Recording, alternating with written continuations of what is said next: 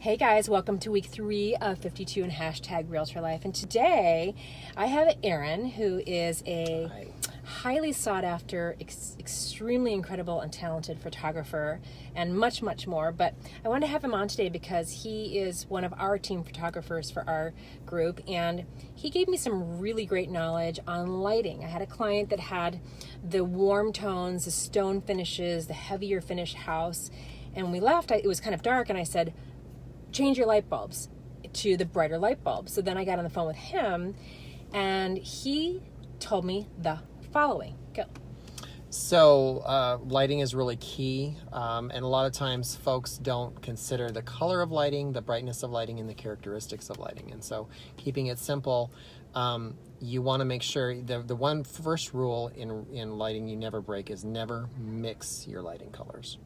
I do that. Ever. You never mix your lighting colors. And what I mean by that is on the back of your light bulb packages that you buy from Lowe's or Home Depot, you'll find what's called the temperature. And so the temperature ranges from the average is 2,600 to 5,000, which is a daylight color.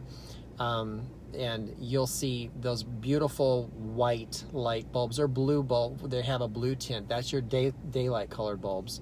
And not all homes do you want that bright daylight. Well, so while he's talking about that, if you have the earth tones, so I had suggested to my client to get bright white bulbs, and then he told me that'll pull out the green, right? Or the right. Yeah.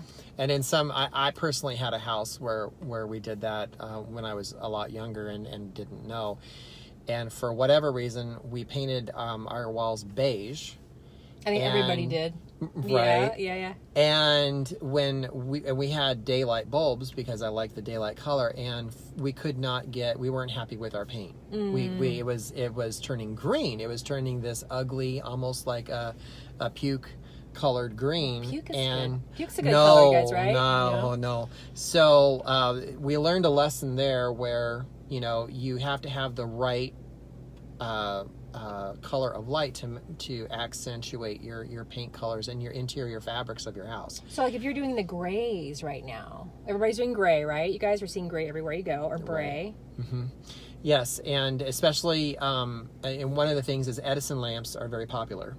Oh yeah. And Edison bulbs, Edison lamp, they hang down with the bulb, farmhouse right style. And which typically the Edison bulbs you see are very orange, not just yellow, but they're orange. But now they're making Edison lamps and some fashion bulbs that are more of a more neutral between the 3,500 and 5,000 color. And so if you're having gray, my recommendation is to, when you get your paint, take the swatch, put it under the sampler in the paint store, and take a look, and then make sure it's what you want, and then make your whole house that color, or keep it the same.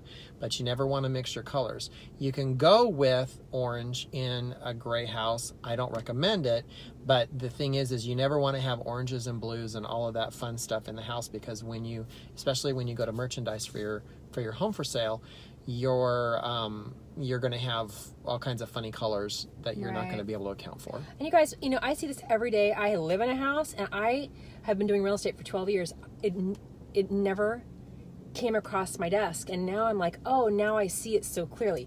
So we're going to wrap up for this week. However, in the meantime, if you have any questions for myself or Erin, please reach out to me. I'm happy to connect you guys to Erin. And if you have anybody looking to buy or sell in real estate, please send them my way, and I'll talk to you next week for week 4 of 52 and hashtag Realtor Life.